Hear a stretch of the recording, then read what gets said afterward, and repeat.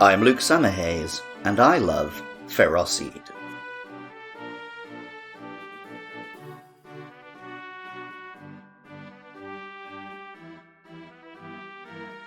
When we imagine historical weaponry, it is common to romanticize the sword, whether it is a thin rapier in the hands of a courtly European gentleman or the cutting blade of a samurai's katana.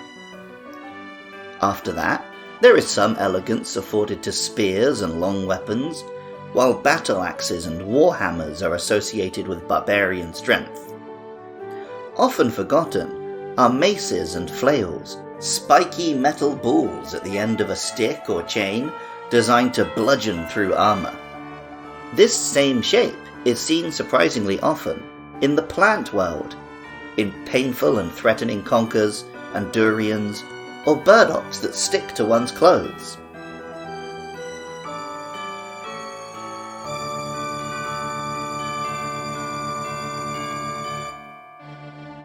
Ferroseed is a grass and steel-type Pokemon, an egg-shaped fellow with eyes and spikes that combine these plants and weapons. Unlike either of those, though, it can shoot its spikes out all around it. Pokemon Black tells us, when threatened, it attacks by shooting a barrage of spikes, which gives it a chance to escape by rolling away. The name Ferroseed takes ferrous, which means a metal containing iron, and seed, referring to the spiky seed pods which fall from conker trees, or contain the flesh of the durian fruit. Pokemon White tells us, they stick their spikes into cave walls and absorb the minerals they find in the rock. While Black 2 and White 2 tell us, it absorbs the iron it finds in the rock while clinging to the ceiling. It shoots spikes when in danger. The Japanese name, Tesseed, is also a combination of Tetsu, Japanese for iron, and the English word seed. Pokemon Shield tells us, mossy caves are their preferred dwellings. Enzymes contained in mosses help Ferroseed's spikes grow big and strong. There are many minerals which, by absorbing iron, seem to grow and change colour in a very plant-like manner, making the combination of plant and iron growth here make a strange sense. Pokemon Sword tells us, it defends itself by launching spikes, but its aim isn't very good at first. Only after a lot of practice will it improve. And improve it does. Ferroseed is sturdy as it is, but at level 40 it can become far more intimidating when it evolves into Ferrothorn. Ferrothorn has one central fruit, with 3 spiky limbs which it can swing on vines like a medieval flail. Pokemon Black tells us, it fights by swinging around its 3 spiky feelers. A hit from these steel spikes can reduce a boulder to rubble. And Pokemon Shield says, its spikes are harder than steel. This Pokemon crawls across rock walls by stabbing the spikes on its feelers into the stone. Still, this is a plant like a conker, and it mostly stays still and attacks by dropping from above. Pokemon Sword tells us, this Pokemon scrapes its spikes across rocks, and then uses the tips of its feelers to absorb the nutrients it finds within the stone. And Pokemon White, they attach themselves to cave ceilings, firing steel spikes at targets passing beneath them. The name, Ferrothorn, takes the previous Pokemon's name and incorporates the word thorn, further emphasizing the spiky nature. The Japanese name, Nutre, combines the English word nut with the Japanese word for a dumbbell, are. Welcome back to Does Andy Remember Gen 5 Pokemon?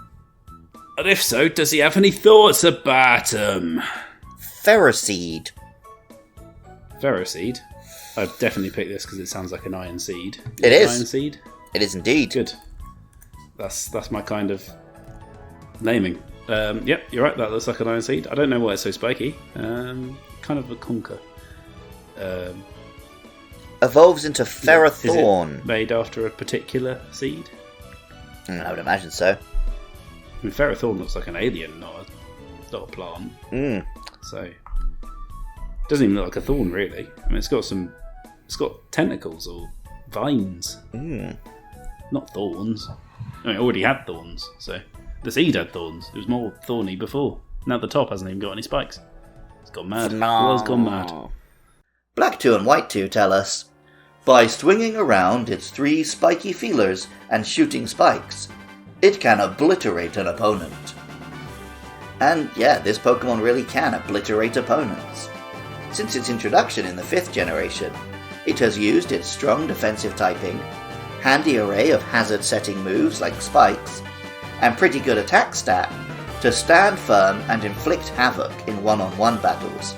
It's even had some success in the 2-on-2 competitive video game scene, which is a rarity for a Pokemon which does well out of forcing opponents to shift. Growing up in rural England, I would collect Conkers and swing them against my friends' Conkers in the grand boyhood tradition. If you wanted the best Conkers, you had to get in there early and risk a spiky shell falling on your head. If we'd had metallic ones that could shoot their spikes, actually maybe very few children would reach adulthood in the British countryside. Original music for Luke Loves Pokemon is by Jonathan Cromie. Artwork is by Katie Groves. Funding is provided by listeners at patreon.com/podcastiopodcastius. For just $1 a month, supporters can listen to episodes early and also help cover hosting and fees, making it possible for me to keep making episodes every week. I love hearing from listeners.